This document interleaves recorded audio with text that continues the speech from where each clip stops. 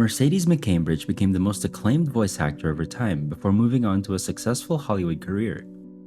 But in 1987, while she looked back on a long life of improbable accomplishments, her glamorous facade crumbled.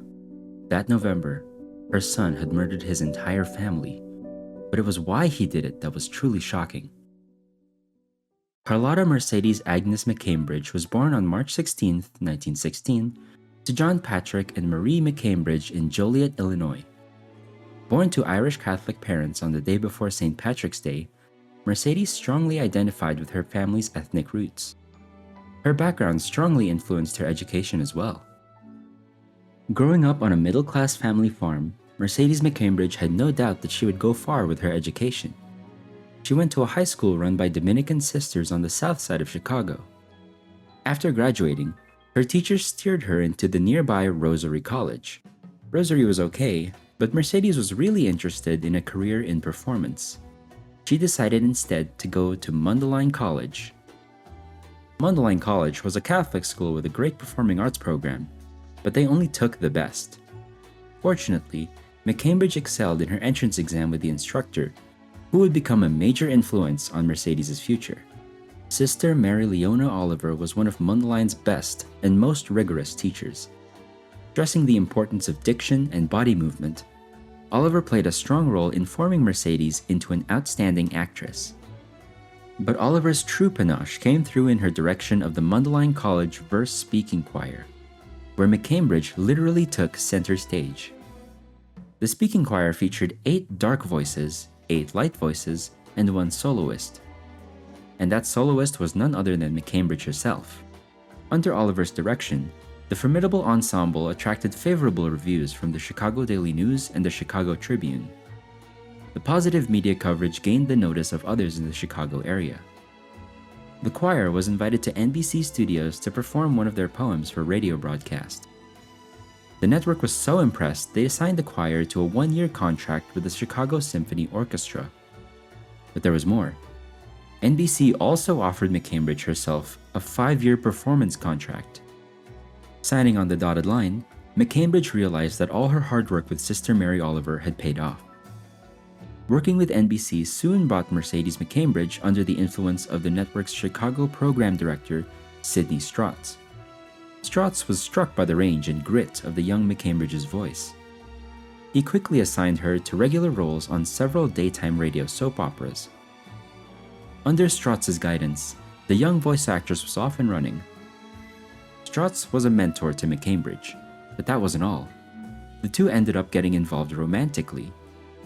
But as the pair's relationship eventually fizzled out, McCambridge developed a new romantic connection with studio co-star and writer William Fifield. The couple were soon married. Riding a wave of success, the pair set their sights on Hollywood. While Mercedes McCambridge had been successful in Chicago, the move to Southern California brought her voice acting career into overdrive. She became a staple performer on the radio adventure series I Love a Mystery. McCambridge was gaining industry connections and some serious voice acting chops, and she had also become a mom. John Lawrence Fifield was born on December 25, 1941. With a new son, married to a talented writer, and enjoying a growing career, everything seemed to be going better than she could have ever asked for. But the lure of a new role would soon draw her away from her happy home life. Accepting a role in the radio adaptation of the Broadway hit Abby's Irish Rose, McCambridge moved to New York in 1942 with her son. While the move meant her career was looking up, her marriage was heading for the rocks. William Fifield had declared himself a conscientious objector, refusing to be drafted as the nation entered World War II. In these uncertain times, McCambridge met a new friend. Mercedes McCambridge soon met Orson Welles. The larger-than-life radio producer and director of Citizen Kane took an instant liking to McCambridge. Welles recognized her talent and hired her for regular work on his radio shows. With growing confidence in her abilities, McCambridge started to branch out into another field. McCambridge landed a role in a couple of Broadway productions in the mid-40s. Though the plays sank without a trace, she did gain visibility with Hollywood acting scouts who noted her considerable talents. The good news was McCambridge was no longer siloed away in radio. The bad news was her marriage was doomed. Mercedes McCambridge and Fifield had now spent 3 years apart from each other. Fifield had spent the years of World War II living in civilian public service camps and writing fiction. The couple no longer knew each other and divorced that year. All of a sudden, McCambridge's clear path to success now seemed out of reach. McCambridge was a single mom with a pair of unsuccessful Broadway shows on her resume. With television soon to replace radio as the dominant form of home entertainment, she faced an uncertain future. With the world coming out of the darkness of World War II, McCambridge thought it was the perfect time to do some traveling. With 5-year-old John by her side, she went on a tour of the Caribbean and Europe. But as she enjoyed the waters of the Mediterranean, a new problem became noticeable in her life. McCambridge had grown up in a family that enjoyed drink here and there. But as difficulties emerged in her life, things took a dark turn. She was beginning to drink a little bit more often. It was a problem that would crop up again as time went on. But as McCambridge received news of an exciting career opportunity, it seemed like maybe things weren't so bad after all. McCambridge went to audition for the upcoming film production All the King's Men. The audition process was a mess, complete with a mob of hopeful candidates being shepherded in and out of the office. As the day dragged on, McCambridge lost her patience. She burst into the director's office. Perhaps no longer caring if she got the role or not, Mercedes McCambridge barged into director Robert Rawson's office and ripped into him for his team's poor treatment of the actresses. Rawson's reaction was surprising. He realized that this kind of combativeness was exactly what the part needed. He signed McCambridge for the role as Sadie Burke, the tough political operative with a troubled past. The role was absolutely made for her, but the success it brought surprised even McCambridge. Already a highly respected voice actress, Mercedes McCambridge never doubted her ability to succeed in film. But even she was surprised when Ray Milland announced her as winner of the Oscar for Best Supporting Actress that year. In a career that would be remembered for her tough, uncompromising roles, her brief but emotional acceptance speech gave a glimpse of her vulnerable side. Though she didn't name names, McCambridge knew exactly who to thank for her success. McCambridge had kept in touch with Sister Mary Oliver, whose teaching had been so key to her progress as a performer. McCambridge sent the Oscar statue to Oliver, who displayed the award at her local theater. It was a great tribute to the sister, who McCambridge called the biggest influence on her life. McCambridge's spirits were lifted in another way as well. McCambridge had met Canadian radio and TV producer Fletcher Markle while doing voice work for radio shows. The two hit it off and married in 1950. In the early years of their marriage, her son John made a decision that seemed to cement the family together even more. Fletcher Markle legally adopted McCambridge's son John. For his part, John dropped the Fifield name and changed his name to Markle. John would retain the Markle surname for the rest of his life. With a happy new family and a major career breakthrough, optimism reigned for McCambridge. But the hope turned out to be short-lived.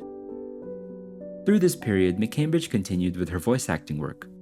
While pregnant in 1951, she played a starring role in the ABC radio series Defense Attorney. With all the episodes pre-recorded well in advance of when the baby was due, everything seemed to be in order. Sadly, that's when tragedy struck.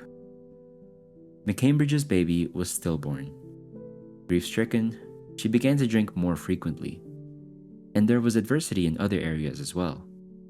Though McCambridge's success in All the King's Men had been beyond expectations, it was difficult to follow up on.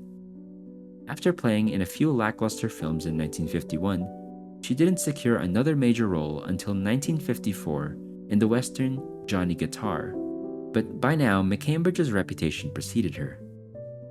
By this time in her career, McCambridge had acquired a reputation of being difficult to get along with. McCambridge had never gotten by on her looks, but was the product of years of rigorous training and had mastered countless roles. She didn't suffer fools gladly, nor was she shy about voicing her opinion.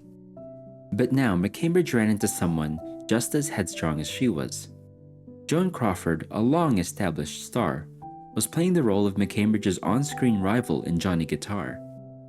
The fact that Crawford had dated McCambridge's husband years earlier immediately set McCambridge on edge. Meanwhile, Crawford was rankled that director Nicholas Ray was paying too much attention to McCambridge and her part in the film. Feeling that spite between the two was great for the production, Ray did little to diffuse the escalating tension. It didn't take long until the situation finally boiled over in the most spectacular way. Crawford stole all of McCambridge's clothes, cut them up, and flung them along the side of the nearby highway. Crawford added to her drunken rampage by demanding major changes to the script. Instead of the two male co-stars squaring off in the climactic scene, Crawford and McCambridge's characters would take center stage for the finale. That suited McCambridge just fine. The final sequence of Johnny Guitar featured some of McCambridge's best-known acting as she attempts to carry out some frontier justice on Crawford. The hatred between the two actresses only made it look more authentic. Now recognized as an underrated classic, Johnny Guitar secured McCambridge further Hollywood work, at least for a little while. McCambridge landed supporting roles in some noteworthy films through the late 50s, including George Stevens' directed classic Giant, for which she received a Best Supporting Actress nomination. McCambridge also appeared in an episode of the TV Western Wagon Train, an early indicator of the turn her career would eventually take. McCambridge was also active in other pursuits off-set. McCambridge was a solid liberal and took an active interest in Democratic Party politics. She developed a close personal relationship with two-time Democratic presidential candidate Adlai Stevenson. Though the relationship between the two was strictly platonic, things weren't going that well at home. By the early 60s, McCambridge's marriage with Fletcher Markle had taken a nosedive. McCambridge's drinking had already increased in the years leading up to the couple's 1962 split, and accelerated in the years following. And that wasn't the only source of worry for McCambridge. When McCambridge's son John Markle was in his early 20s, he was the victim of a frightening attack. He was badly beaten by a group of assailants, suffering a fractured skull in the process. He then received another skull fracture a short time afterwards in a serious car crash. This time, doctors warned McCambridge that John had little chance to survive. The news sent McCambridge down into the vortex. With a second failed marriage and the sense that her career was fading, the news that John might not make it sent McCambridge on her biggest bender yet. She didn't come to her senses again until she was in the hospital. Along with news that John had miraculously improved, her doctors urged McCambridge to join a rehab program. McCambridge saw a chance to turn her life around. Not being one to stay down for long, McCambridge embarked on a treatment program for her alcoholism under the guidance of Dr. Stanley Gedlow. She also took one of the toughest roles of her career for the first Broadway run of Who's Afraid of Virginia Woolf, taking over for Uta Hagen in early 1964. Though the reviews were positive, her struggles continued. Mercedes McCambridge was up for one of the lead roles in the new Prime Western series, The Big Valley. But McCambridge's reputation for giving 100% to her roles began to be overshadowed by her struggles with substances. The producers chose Barbara Stanwyck for the parts instead. But McCambridge would return to the public eye in a more important way. Mercedes McCambridge got a phone call from Iowa Senator Harold Hughes, who was trying to coordinate a special government subcommittee on alcoholism and narcotics. Hughes lamented to McCambridge that no publicly prominent people would testify to the committee about their battles with alcoholism. Encouraged by Hughes's admission that he too was an alcoholic, McCambridge decided to take a bold step. By testifying to her ongoing problems with booze in front of a Senate subcommittee, McCambridge knew the hit that her career might take. Sadly, she was proven right, and the consequences were devastating. She later estimated that she lost more than $1 million in missed acting opportunities because of the stigma attached to her public admission. McCambridge made a courageous choice by stepping forward and speaking out. And then she asked herself, why stop there? Mercedes McCambridge decided to continue speaking out about the tragedy of alcoholism and help others get sober. She served as chair on the National Council on Alcoholism and became president of the Living Green Rehab Center, McCambridge gave regular public talks that helped reduce the stigma around alcoholism. As she adapted to her new role, she suddenly took on the strangest role of her career. Director William Friedkin couldn't find a suitable voice for the devil in his new film, The Exorcist. Linda Blair had performed admirably, but the voice was beyond the 14-year-old's capabilities. Friedkin finally thought of McCambridge, whose voice he remembered from radio serials back in the 40s. He knew she was the one. If McCambridge couldn't do it, nobody could. McCambridge agreed to the role and plunged into the new project. Mercedes McCambridge understood that she would need to push her voice acting skills to the limit. A sufferer of chronic bronchitis, she already had a raspy voice. But for The Exorcist, she pushed it to an extreme. By chain-smoking, drinking shots of straight whiskey, and downing raw eggs during her recording sessions, she made her voice sound far harsher. McCambridge had done it. She created the voice of the devil. But though she had solved Friedkin's problem, she soon had a problem of her own with the director. When The Exorcist came out in theaters, McCambridge quickly realized that she'd been the victim of a stunning betrayal. The initial release of the film did not list McCambridge in the credits. Friedkin later insisted that she'd refused credit for the harrowing role. McCambridge countered that she'd poured her lifeblood into the project. Why on earth would she not want credit? Despite the dispute, McCambridge was still holding her own in her career. McCambridge stayed active through the 70s and into the 80s.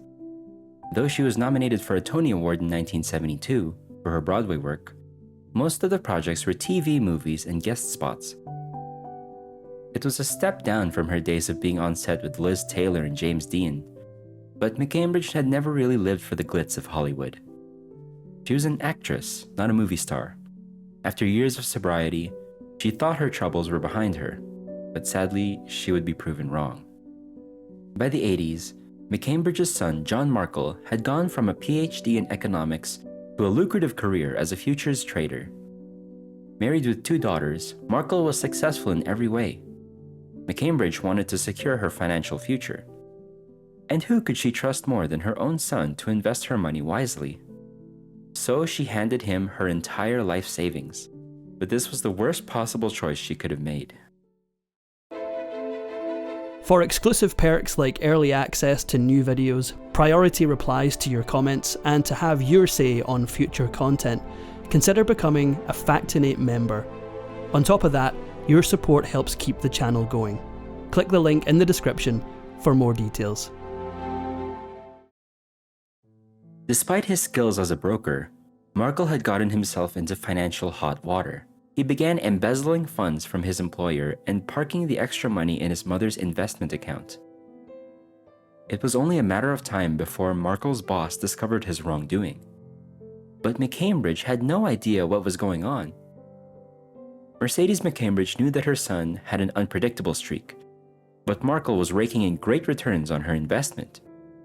Under the circumstances, she was willing to write off his increasingly erratic behavior as no more than personality quirks of an eccentric financial genius. But suddenly, Markle came to McCambridge with a shocking admission. Markle finally told McCambridge that he had been fired and that his company was demanding their swindled money back from her account. Understandably furious, McCambridge flatly refused. She'd had no idea what Markle had been up to. Why should she be ruined because of his irresponsible actions? However, she had no idea of the depths that Markle could sink to. Now facing financial ruin and public disgrace, Markle did the unthinkable. Police discovered his body and those of his wife and 2 daughters the following day. Tragically, Markle had murdered his entire family before taking his own life. The letter he left behind made the tragedy even worse. McCambridge tried to petition the court to keep the letter from being released to the public, but without success. Its contents were absolutely shocking. Instead of apologizing or admitting his mistakes, Markle's letter was a 13-page rant about what a lousy mother McCambridge had been to him. He blamed his actions on McCambridge, and to spite her even more, he bequeathed all his money to her. To make matters worse, Markle's company was still demanding their money back. Though she lost money in the court battles that unfolded in the tragedy's aftermath, Mercedes McCambridge was able to retire from acting. Her last work was an appearance on Cagney and Lacey in 1988. She continued to share her story of recovery from addiction as an inspiration to others. McCambridge lived in La Jolla, California until March 2, 2004, when she passed away from heart failure. Her ashes were scattered over the Pacific near San Diego. Orson Welles called Mercedes McCambridge the world's greatest living voice actor. Her film and stage acting was just as impressive. Often typecast in the role of tough, unattractive, or unpleasant women, McCambridge injected her own intense personality into her characters that are still remembered by moviegoers decades later. It was McCambridge's commitment that saved The Exorcist, and it was the same strength and determination that enabled McCambridge to exorcise her own personal demon of alcoholism. It took every ounce of that strength for her to get through a tragedy that no human being should ever have to endure. If you enjoyed this Factinate video, give it a thumbs up and subscribe for more incredible stories. Want to say in who we cover next? Join our membership program through the link in the description for exclusive perks. Your support means everything to us. Thanks for watching, and we'll see you in the next one.